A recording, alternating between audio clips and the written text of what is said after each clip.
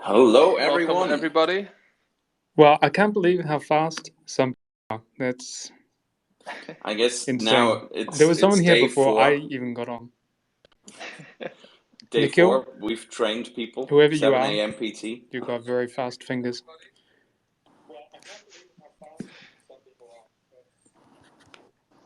I've only just How? realized that you can technically play scissors, paper, stone with the emojis. Oh yeah. Okay, choose Uh, someone then, and someone in the crowd. Well, Rocks. it should be winner stays. So me and Yeah, you cops, right? Are you ready okay, on three? okay. 3, 2, 1. Ah. Hello. Hello. Yes, hmm. okay, All right, and Yes. we'll see you later. yeah. Uh, You got booted. I'm gonna choose silent works. mm. 3, 2, 1. Well, I win that Oh, one. Smashed him. he's going silent. But yeah, welcome everyone. Actually, you can play as well by giving us a peace sign if you're new to Supabase. If you haven't heard of Supabase before, give us a little piece. Welcome to the party. Um, Today is day 4 of launch week. And what does that mean? Now, if you haven't heard of Supabase before, Supabase is an open source Firebase alternative. So we're building kind of the features of Firebase, but using enterprise grade open source tools. And so we're particularly focused on scalability in that space. And so we're using kind of proven tools like Postgres and a ton of other really great open source tools. And we make them as easy to use as Firebase, if not even a little easier. And so we contribute a lot to open source ourselves. We try to use open source where we can, otherwise we build it and we open source it. And launch week is sort of an artifact from the Y Combinator days. So if you're familiar with Y Combinator, you join kind of the cohort and you have sort of this demo day deadline after 3 months that you're sprinting towards. And there's kind of this excitement and adrenaline towards demo day. You're building something, you're presenting to your whole cohort and potential investors, and that really is exciting. And so we thought, why just have one day if we can have a whole week? And so that's how Launch Week was born. We're launching a new thing every day of the week. And today is day 4. You can check out on our blog what happened the previous days.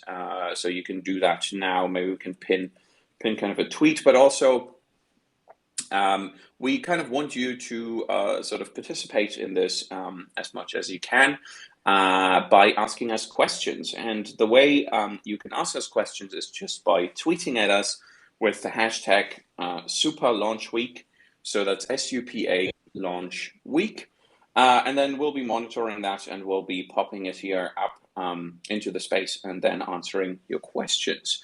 But so day 4, bit of secrets around there. So today we actually have a very special new player entering the game, and I'm actually going to hand over to Koppel to introduce them. Yeah, so the big news today, and I'm very excited to announce this, is that we are welcoming Logflare and in particular Chase to the Supabase team. Supabase has officially acquired Logflare, and so Chase, of course, is just many of you will know about Logflare, and if you don't, I'm sure you'll learn a lot of cool stuff about Logflare in this hangout. But really excited to welcome Chase to the team, and maybe actually Chase, you can give a small introduction to yourself. Yeah. I am very excited to be here also, and really excited to be working with you guys, all you guys. So I'm Chase. I started Logflare, I don't know, year and a half ago ish, something like that. But from Phoenix, Arizona, which is like opposite pretty much the whole Supabase team, which is interesting. And yeah, I don't know. I've just been doing software stuff mostly, all bootstrapping. I had a previous company that I bootstrapped and ran for about 12 years. And then I sold that and was trying to look for something else to do, and kind of stumbled upon some ideas around logging that eventually became Logflare, and have been working, just kind of working on that for the past year and a half or so. And yeah, and now I'm, excited to be doing logging and observability stuff for Supabase and Postgres. Awesome. Yeah, we're very excited to be working with you. It's been great fun actually, having you in the team chats and everywhere. And I mean, it's practically in the name, but maybe for sort of folks that haven't heard of Logflare before, or haven't used it, can you maybe outline kind of sort of the use cases that it covers for developers specifically? Yeah, so it's a fairly it's a logging product, pretty much like other logging products. If you've ever used something to centralize your logs, it's very similar to that. You can we have libraries for Elixir, JavaScript, Cloud. If you're on Cloudflare, you can send us edge logs. If you have a deployment on Vercel, we have a Vercel integration, so that you can set up a log drain with Vercel, and all that stuff gets sent to Logflare. So you basically set up some way to get logs to us, and then you stream logs in our UI, and then we have a simple query language that you can search your logs with. So basically, you can just see what's happening on your servers, or on your Cloudflare or Vercel deployment, or on even on the client side for like your React app or something like that. So if something's going wrong, you can easily see that, and easily debug that, and do that in real time. But Logflare is a little different in that most logging products are based on like the Elastic Stack, which typically can get pretty expensive pretty fast. We decided to there's some newer database technologies out that are column oriented, and we decided to start with BigQuery. So we basically store everything in BigQuery, which ultimately is can be a lot less expensive to store this kind of data. So I guess previously one of the whole reasons that I started Logflare was because of my last company. At the end of it, I mean, we were paying thousands of dollars a month for a logging product, and then also thousands of dollars a month for like Datadog and monitoring, and it was just seemed expensive for what it was, and I just wasn't terribly happy with the results. So I started Logflare in an attempt to find a better way to kind of do logging and metrics, and so that's kind of what I've been ultimately what I want Logflare to be. And Neat, yeah. Chase, Sorry, yes, Paul, I find it funny that you started that with we're very similar to any other Logflare platform, because quite honestly, having used quite a few of the you said we're very similar to any other logging platform. Having used quite a few other logging platforms, I can tell you that from day one, you were pretty much unlike any other logging platform that I'd ever used. So I think that's kind of why we're in this position. I think maybe you just have this really deep understanding of what logging systems have, and as you said, the pains that you went through yourself. I think, yeah, I mean, Ant and I were chatting about this today. Some of the things that, like the very early days, and how we had initially heard of you and met you. I can't actually remember how we first saw you, but I think it was the Vercel integration or possibly the Cloudflare integration. So one of them, obviously a good strategy from your side. Yeah, I think it was the Cloudflare one actually that you started with. Was it? Okay, yeah. Mm-hmm. Yeah, it was pretty cool. And I remember actually, so we were at YC at the time. So we hadn't really launched the product. It was very early in our journey. So I assume very early in your journey as well. And then what happened at YC, someone was using Supabase, and what they did was, as they were using it, they documented down everything, like basically a brain dump, and they sent it to me.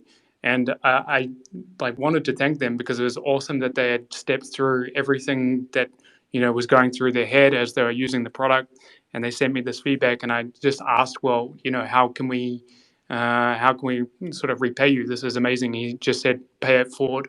And I remember that's what we did for you. I think I used your product, the integration, and I sent you an email initially just saying, hey, founder to founder, here's how I used your product, and here's the things that I think you can improve, and here's the things which I think were awesome. Is that right? Yeah. I'm actually, I just pulled up that email right now. You sent it on May 20th of 2020. Okay. Actually. Okay. Yeah. Yeah, I think that, and well, that must have been right before the first Hacker News launch, right? Yeah, definitely around then, yeah. Yeah, so actually then what happened after that is quite funny because, well, you'll see this in the blog post. We're about to publish a post with a bit of the history, but we were using, we had been accepted into YC, but we hadn't announced it yet. But we put on our website that we were backed by YC, and someone put we changed the tagline at the time, were something like give your database superpowers or your Postgres superpowers. And we changed the tagline to the open source Firebase alternative. And one day later, someone put us on Hacker News, and we were sort of sitting at the top for 3 days or something like that. And in that time, basically everything was breaking. We were on DigitalOcean. We hit all the limits we could, even Cloudflare, I think I remember, and we hit the limits there, one or two or three times we had to request. With the number of subdomains that you're allowed. Yeah, man, it was just complete. Basically, everything was on fire except for Logflare. I was thinking, well, our logging's going to break, and I just looked at it, and you've got this really nice dashboard, which happens to be a very cool green as well, and dark mode, which is always nice for developers. And it's got these like sort of green lights that light up as a log hit comes in, and you were just your product was ingesting everything, no problems, and we could see how much traffic was coming through.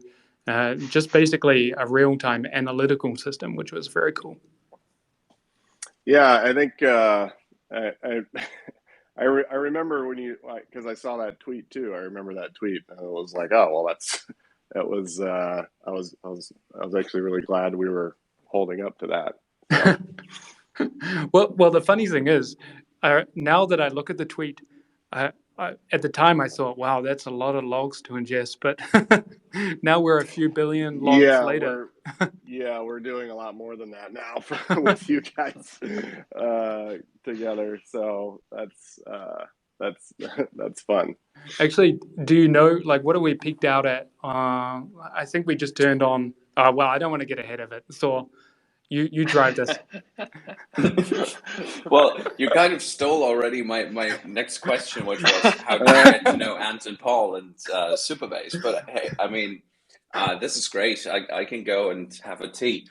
But I think actually what you mentioned is, kind of you built this because you as a developer were frustrated with what existed, and I think, frustrated developers is actually kind of why all these new tools are being built, right? And maybe we have to be a bit careful because we're building all these things, and soon we'll have a lot of happy developers, and then what's going to be then? Who's going to build stuff? But no. What do you think, Thor? All right. Anyway, yes. So maybe just real quick for the folks who've joined new here. So we're talking about Supabase. We're talking about Logflare. If you haven't heard of Supabase, Supabase is an open source Firebase alternative. We're kind of building the features of Firebase, but using enterprise grade open source tools, and particularly focus on scalability. You've heard this. We're ingesting billions of logs now, and not breaking a sweat. So that's pretty brilliant. And so we're taking proven tools like Postgres and other open source tools, and we're sort of making them easy to use. That's sort of what we're doing. And so we're in the middle. Well, no, we're actually towards the end of launch week now. So today's day 4. Tomorrow is the last day, and launch week is sort of taking YC demo day and just doing that every day of the week. And so that's what we're doing right now. And today we have announced that Logflare is joining Supabase. So we're chatting with Chase, who created Logflare and who's now a part of the Supabase team, and we're all super excited about that. And so that's really what we're chatting about. And if you have questions, you can ask them. Yeah, exactly like the one above. So just tweet at us with Super Launch Week. And actually, we have a question up here. How did you come up with the name for Logflare? Chase? Well, it's pretty simple. The idea for Logflare originally came about because I had a friend who had he had built an app for the Cloudflare app store, and I basically so yeah, I mean, essentially it was logs for Cloudflare. So it's, Logflare. It was pretty simple. Chase, I have a follow-up question to that. Is at what point did you actually buy the domain name? Yeah, I mean, I think it was. It was a few months after I started, just to figure, just to realize if this thing was actually possible, because I had bought, I used to buy domain names with every little idea that I had. Yeah. But I stopped doing that after 500 domain names. I realized it was a little pointless. So I was like, I'll just start this thing. I'll just start this project first, and then see if I can actually make something happen, and then I'll buy it. And then I'll buy the domain name. Domain-driven development, I hear, is quite a popular. Yeah, exactly. It's actually a funny one, because I'm only now just thinking back to when we were choosing the name for Supabase, and the domain name actually came into the equation of of choosing the name, right? Because it's we want a really good domain. I think you got a really good one with logflare.app. But yeah, it definitely factored into our thinking of what are we even going to call this when choosing the domain as well. Yeah. Well, and frankly, so Logflare. So one of the reasons for Logflare was really for me just to learn Elixir also, and so I never really thought of it as a extremely serious project. It was I'll just see if I could build this thing, and there's logs are kind of missing inside of Cloudflare. There's really no good logging story for Cloudflare customers. There wasn't then. There really isn't now. Even you have to be on an enterprise plan to get logs for Cloudflare. So yeah, I was like, well, maybe I could just build this thing and I can get it in the Cloudflare app store, and maybe they've got a ton of users. Maybe I can get some users that way. So a lot of it was just kind of a very casual, I'll just see if I could do this thing, and learn Elixir while I'm doing it. And so so Logflare was kind of just a bit of a whatever, I'll just call it Logflare. But it's kind of grown on me over the last year and a half. So yeah, I mean, it's just yeah. So it's Chase, what do you think of Elixir? I mean, you obviously chose it to learn it. Like, what do you think of it now after spending a year and a half deep in the weeds, or even longer, with I mean, Elixir? I love it. The reason I knew about Elixir is because at my last company we were starting to kind of like rewrite everything in Elixir, so I had a very high level kind of understanding of the language and where it was at, what I was trying to do. But Elixir's awesome. I mean, you can just do so much with it. And it's actually easy. It's actually really, really easy just to do a lot with Elixir. And I kind of feel like Elixir gives you superpowers, like, like Supabase gives your Postgres database superpowers. And frankly, when you start getting into Elixir and Erlang, and the fact that you can like cluster instances, and that I can easily just like, call a function on an instance that's in my cluster, like potentially across the planet. I mean, it's kind of mind blowing. And so I feel like Elixir gives you superpowers just like Supabase does, really. Nice. Yeah, actually, in our preparation for this chat this morning, my time, I think last night your time, I learned that you've kind of spent, your previous life on more the sales side of things, and you mentioned that you wanted to learn Elixir, but how did you sort of get into coding, and specifically Elixir? So yeah, my previous company, I started it, and I was just mainly like a guy with an idea, and I ended up finding some devs, a couple of devs that wanted to build a project for a little bit of equity. And I mean, this was at like 15 years ago at this point, I think. But so I ended up getting that project off the ground, and then I was just really the sales and marketing and business side of it, and and also kind of managed a team of developers as we scaled. And so I never really learned to program. I mean, I've always been very like technically oriented. We had an API product that was about half the business, and so I supported a lot of our largest customers and onboarded their developers and taught them how to use like that API. So I've always been very technical, but then when I sold that company, I had a bit of time, and I've always had lots of ideas for different things, and so I just kind of figured like, well, and it's about time I just kind of start learning how to do some of this myself, and that way I can throw some ideas at the wall and just kind of see what sticks. So that was really what like actually learning how to code was about for me. And it's been a lot. I mean, it's been a ton of fun, and I really like I really like interacting with developers. I really like developers as customers, and it's just been a ton of fun to do.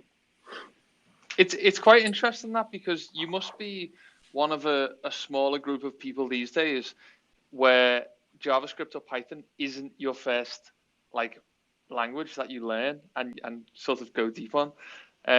So I wonder whether that's like says something about like the power of functional programming, that like you picked Elixir up and were just able to create this like huge product just as one person doing the business stuff and the tech stuff as well. Just yeah, quite an interesting one. But well, yeah, and honestly, like trying to fumble, or I completely fumble around in JavaScript just because it's not functional, and I just never learned anything. I just really haven't taken the time to sit down and like actually learn JavaScript. I just kind of like figure out enough to do what I need to do, and then and then that's it. But I, should probably sit down and dive a little deeper on that side of things for sure. Yeah, it definitely speaks to the power of Elixir for sure. But maybe like, can you talk a little bit more about like what it's been like being a solo founder and trying to balance those two things? Because like I just can't even imagine having to like sit down and code and then think about like go to market strategies and think about like marketing like all in the same day. Like how did you break up the time? And generally needs 3 or 4 hours of good meme time. So it's really to plan out what is going to be the best meme tweet of the day, which actually Phil is asking, but we'll get to that. No, but it's a great question because I'm the same. If I'm coding, then I just can't do anything else. Yeah, the meme as a marketing strategy, I think, is a good one. No, I don't know.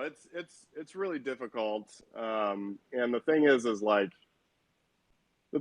I think I started my professional life maybe as, I started my professional life as like kind of like sales and marketing, but on like a more technical side, but still on like kind of like an outbound, like an outreaching kind of position.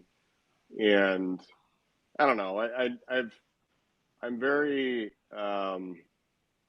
conflicted in that, like I like aspects of it, but that's probably not my default mode. Like my default mode is probably just kind of like really diving deep on something that I'm like super interested in.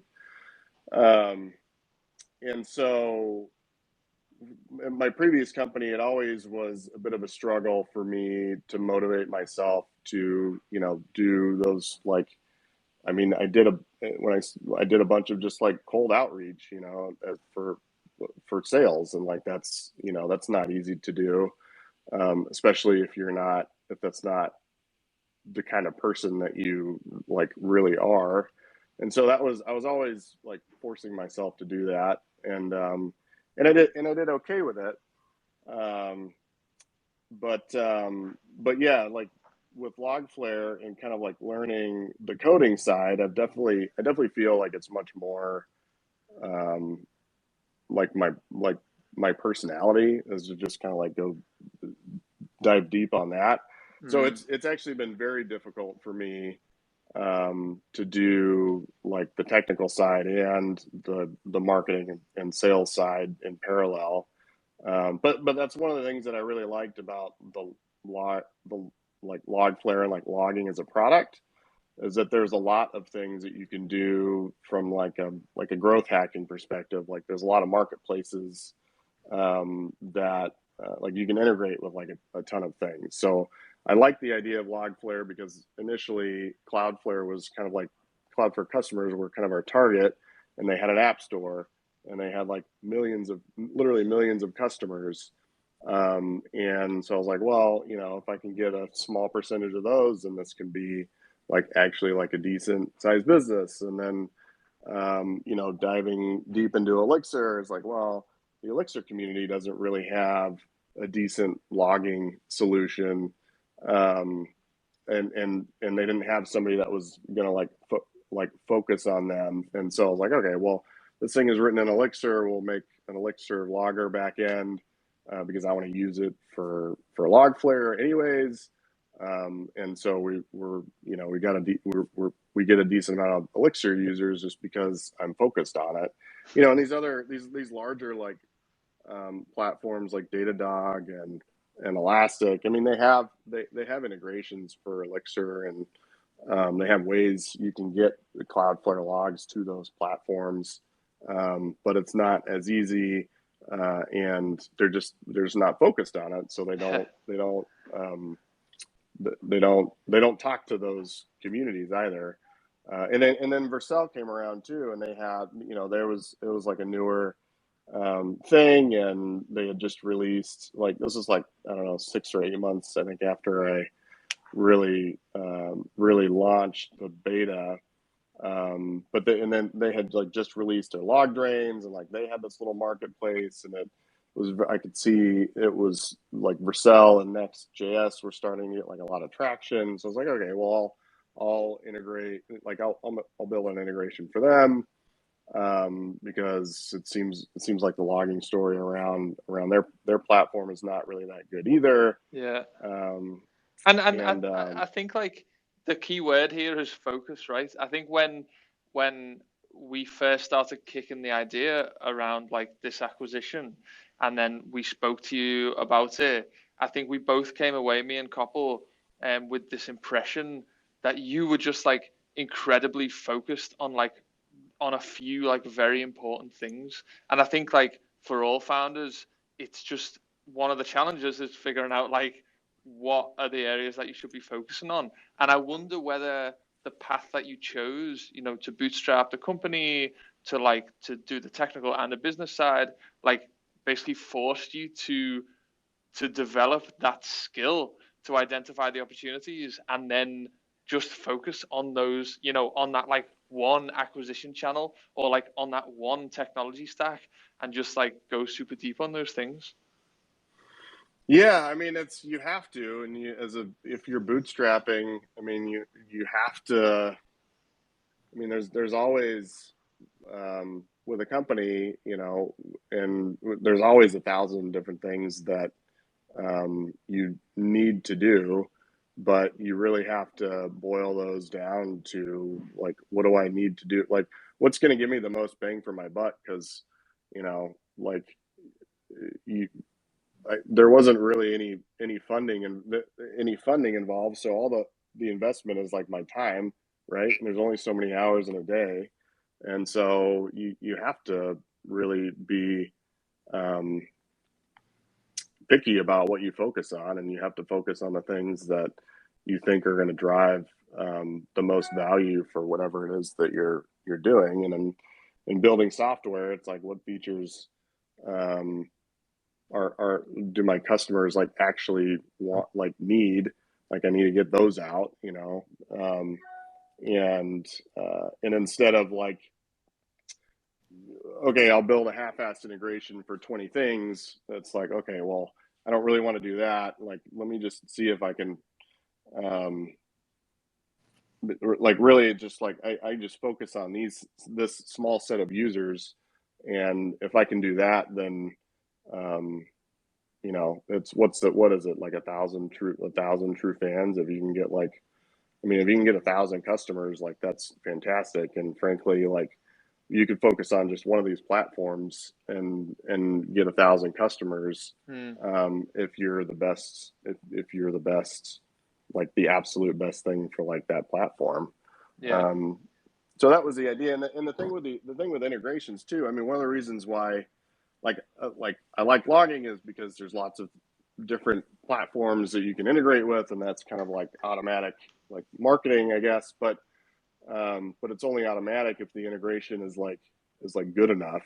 If it's not very good and it's not easy and it's not really differentiating you and your product and your integration from the alternatives, then it's not going to do you any good, and really you're not going to see much benefit from doing it. So yeah, so you have to give it a good enough chance, and you have to invest enough time in anything to get it to a point to where it will have a chance,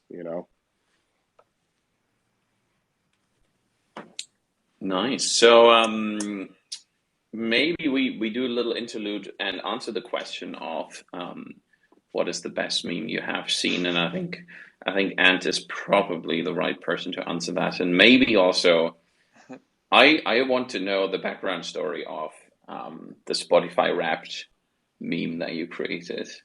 I can't even remember like where I saw a variation of this, but as soon as I saw the first whoever it was in my feed post the first Spotify Wrapped thing, I was just like, this is a meme goldmine.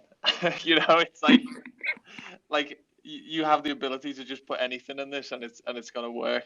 And I think like I know this is very very off topic, but like one of the things with like with like creating memes is just waiting for these opportunities. Like when just everyone was watching Squid Game, it's like, well, there's clearly an opportunity here to have some good memeage. But yeah, to answer the question from Phil, I actually already, if you click into the tweet, responded with my favorite one this week, which was Wes Boss, who has written a lot about like product-like growth. He's got a few books out on the topic. Posted an image asking for people to sort of make a meme with his base image, and the whole thread is just pure gold. So if you click into that question by Phil and just follow the thread, you're in for a good time. That's hilarious. Yeah, no, I love I had a good chuckle at the Spotify Wrapped one because, yeah, it's just so on topic, right? That's like, it's just the time right now. Brilliant. Anyway, yeah, for anyone who has dialed in the meantime, we are talking about Logflare and Supabase. Now, if you haven't heard of Supabase, we are building the open source Firebase alternative. We're building the features of Firebase, but we're using enterprise-grade open source tools. And so we're really focused on scalability, and to do that, we use proven tools like Postgres and fantastic open source tools on top of that. And of course, we contribute to these tools, and if we have to write our own, we open source them as well. And so that's how we, kind of try to make things like Postgres and really scalable tooling as accessible as possible to all developers out there. And today is day 4 of launch week, which is kind of sort of Y Combinator demo day, but every day of the week. So that's sort of what we're doing because we like to torture ourselves. No, just kidding. It is great fun, but yes, we are grinding on very little sleep, but it is so exciting. And, so day 4, tomorrow is the last day. There's going to be some exciting stuff there.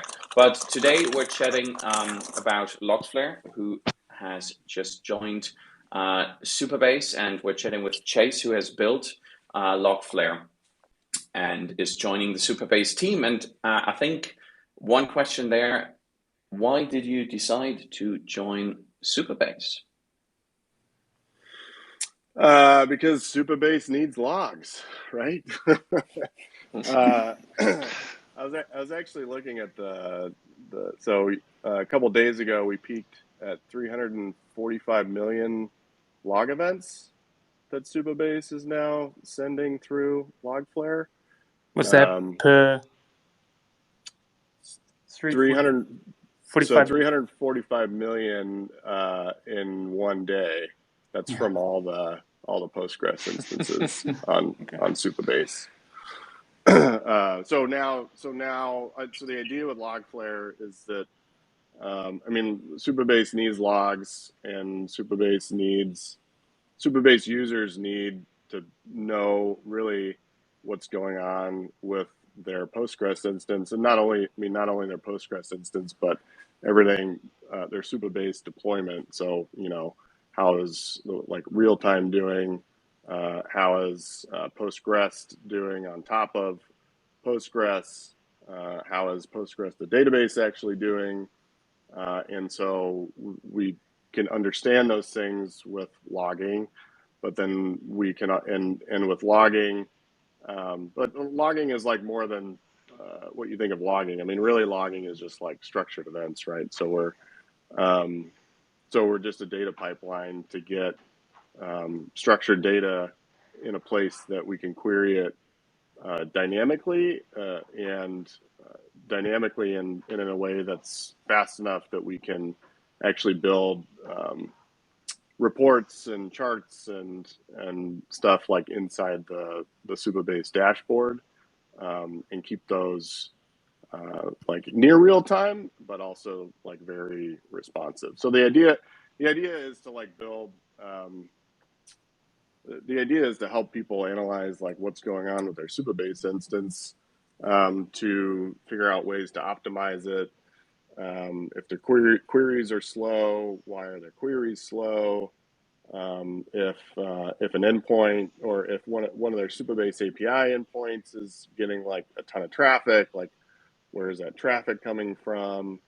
Are they getting a ton of real-time connections coming through?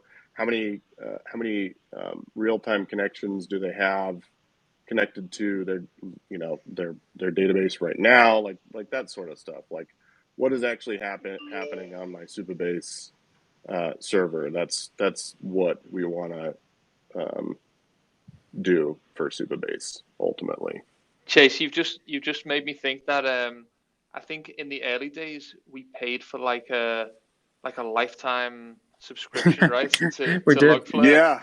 And it clearly wasn't enough. That's no good anymore. we had to buy the company to get the real lifetime support. The real lifetime support. Yeah, exactly. Yeah, you guys were like, so when we launched pricing, we had like a $500 one-time kind of lifetime plan, and we got we had a lot of beta users that were using Logflare for free, and you guys were one of those, and when we launched that, you became one of our very first customers, which was awesome. So Nice. that was fun. And I really like this question above, because I don't know if that's sort of where you got the question for Chase on, but yeah, really, I think that logs are kind of one of the most underappreciated parts of any sort of tech system. They're just not leveraged to the point where they really should be. They're kind of an information gold mine, especially for a developer themselves. And when you think about logs, when you're developing, say, with a JavaScript system, you probably use console log if you're like me, like thousands of times per day to figure out, what's going on, what you should change, how you should, progress. And then databases, are treated kind of like this really dumb system where you just store something on them and then they're going to run, and you never even look at them after you've sort of programmed them. But the really, especially Postgres itself, is turning into sort of a programming paradigm where you actually program it and you put a bunch of logic inside there. But the database sort of debugging and tooling around it has got a long way to go to catch up with, say, JavaScript or Elixir or Rust or whatever you want to code with. So if we can bring that tooling to a database itself, then you can imagine that the programming around databases will become sort of a first-class citizen, and really the only thing that's lacking is the logging infrastructure itself. Nice. Yeah, I think actually that, that sort of answers the question,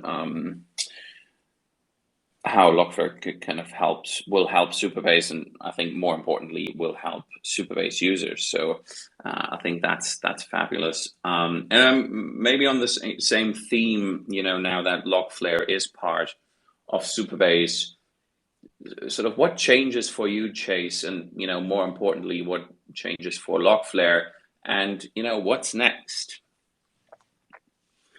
Yeah, well, currently not much. I mean, we're still really trying to figure out the story we're integrating, like we're in the middle of, or we're wrapping up like the integration of actually getting, like Logflare is ingesting the Cloudflare logs for all the requests running through hosted, like Supabase hosted instances, and it's also ingesting all the Postgres logs, and we've got some UI stuff done that's almost out, to stream your Postgres logs and the Cloudflare logs and like search them and query them, and kind of what you would expect from like a typical logging service. So we're integrating those things right now. Logflare has been like a business source license, so not totally open source. And soon that's going to be changed to like Apache 2, so it'll be like fully open sourced. And then, you know, I think ultimately ultimately Supabase needs like an analytics solution, and right now Logflare is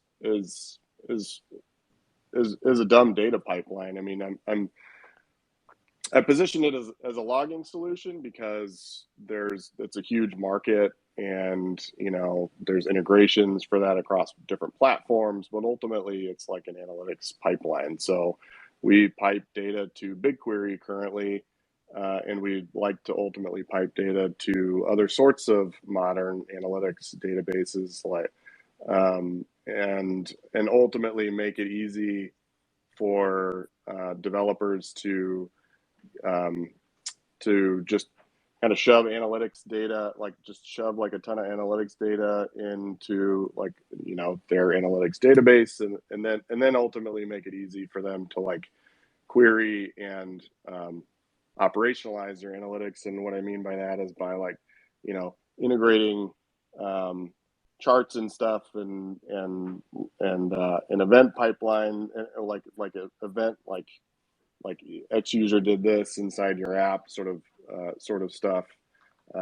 Integrate that into end user facing applications without having to worry about, you know, a typical brittle like data pipeline where you have to like batch stuff over here and then query it and then aggregate it and query it and then like cache it in Postgres. We just want to like abstract all that away into something that makes it super easy for you to enable like analytics features inside like an end user facing app. So that's like ultimately like, I guess, kind of more longer term. But yeah, in the short term, not much is going to change. I mean, it makes sense to have like, you know, your logging solution to be kind of a separate thing than like from your like production database. You know, ultimately, like I think we'll be integrated into like the self-hosted solution somehow that makes sense from a developer's perspective. But we really would like to make that story super clean for Supabase users. So super clean for Supabase users. So yeah, so after we kind of get some initial logging and integration done inside the Supabase dashboard, we're going to take a bit of time to like really hash out that story. Nice. And Paul, anything to add that Chase maybe, you know, was thinking he'd get around with, but that we actually want to do? No? He's committed to it publicly now, so now we basically have to do it. No, I mean, well, I think everyone knows we're really committed to just beautiful DX and, you know, making everything open source and just making developers' lives easier. So I think there are going to be so many things you're going to see that this logging sort of integration will enable. I think just watch this space. I think you'll be pleasantly surprised if you're a developer and you haven't been leveraging your logs. You'll be pleasantly surprised by the amount you can do once you have it at your fingertips. Yeah, and if anyone missed the announcement we made on Tuesday, was we actually open sourced the dashboard itself. So you can even, you know, come in and join the conversation and contribute code and contribute to this rapid evolution of what's happening in the dashboard these days as well. Brilliant. I think we do have one more question from the community, not specifically around Logflare, but kind of small question, not that small. When can we integrate CDNs to storage? I think, yeah, luckily Inian's on the call. Maybe Inian, you want to jump in there? Are you? Hey, Yeah, can you you hear are. me? Okay, sweet. Yeah, we can hear you. Yeah, so it's probably already launched. For those on the call, yeah, that's some. Hopefully, your assets in your storage is loading faster already. But yeah, totally agree with the question that storage is CDN is like very important if you are building like a social media application or pretty much any application out there. And yeah, we made the switch to using a CDN just this week. So yeah, let me know if there are any issues or if your site is apps are loading faster when loading from storage.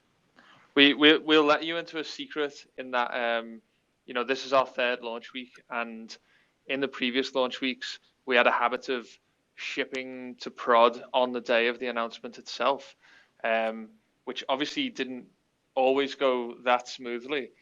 So for this launch week, we said, well, let's at least give ourselves a week to get this stuff into production, kind of quietly, and then we'll make the announcements on launch week itself. So this is kind of a little bit of a sneak preview of what we're going to announce tomorrow, actually.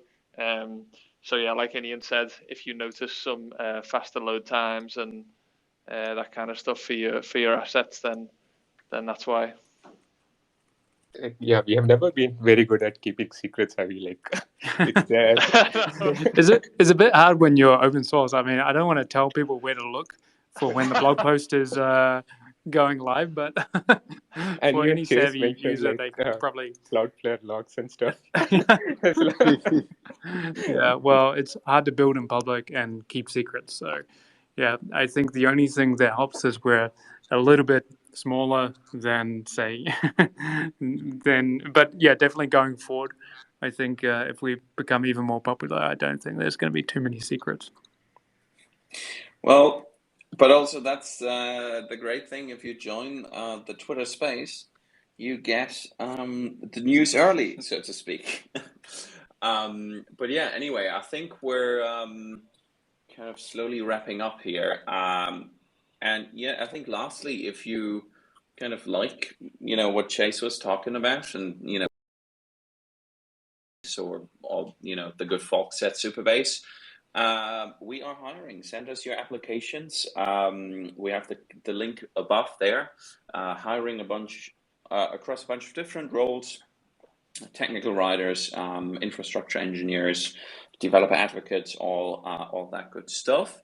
And I think the best thing is we're fully remote. We're hanging out together on Discords and Twitter Spaces and all that stuff. But also, yeah, we're having great fun building some cool stuff. So yeah, do come join us. And I think with that, anything else? Anything I've forgotten? Any last words? Oh yeah, maybe about tomorrow. Tomorrow, the finale, last day of launch week, and sort of tradition is that on Friday there is one more thing that we're announcing, but let's be real, it's never just one more thing. So I think Inian just sort of dropped one of the one more things, and we do want to have a discussion, I think, about functions as well, if we can talk about that. But yeah, so do tune in, same time tomorrow, 7 a.m. PT here on Twitter Spaces, and would love to, hopefully have a bit more of a chat with, you all. So if you care about stuff and want to be heard, join us tomorrow, and we'll have a conversation. Marvelous. Thanks everyone for tuning in. Thanks Jace for giving us all the juicy bits of Logflare. Really been enjoying this conversation, and some of the good bits for all the indie hackers out there, the technical entrepreneurs, the bootstrappers. Really inspiring stuff. All right. Thanks, everyone. And I see Roz has shared the blog post in the tweet up top. So please, before you drop off, would love if you can like and retweet. That'd be awesome. Yeah, thanks, guys. Thanks, Enjoyed it. everyone. Thanks, guys. Yep. See ya. Bye-bye. Bye. Bye.